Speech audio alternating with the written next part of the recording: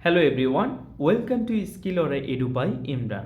আজ আমরা শিখব কিভাবে ইংরেজিতে ক্যান ব্যবহার করা হয়। ক্যান ব্যবহার করা হয় কয়েকটি কারণে, তার মধ্যে আজ জানব অ্যাবিলিটি এবং পারমিশন সম্পর্কে। প্রথমত অ্যাবিলিটি। অ্যাবিলিটি মানে কোনো কাজ করার ক্ষমতা। যেমন আই ক্যান সুইম মানে আমি সাঁতার কাটতে পারি। আই ক্যান রান আমি দৌড়াতে পারি। আই ক্যান স্লিপ আমি ঘুমাতে পারি। He can play the guitar সে গিটার বাজাতে পারে। She can solve math problems quickly সে দ্রুত গাণিতিক সমস্যার সমাধান করতে পারে।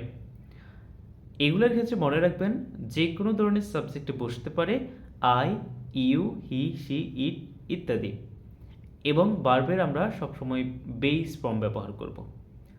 দ্বিতীয়ত পারমিশন নেওয়ার ক্ষেত্রে আমরা অনুমতি চাওয়া বা দেওয়া অর্থে ব্যবহার করব। যেমন can I use your pen মানে আমি কি আপনার কলম ব্যবহার করতে পারি।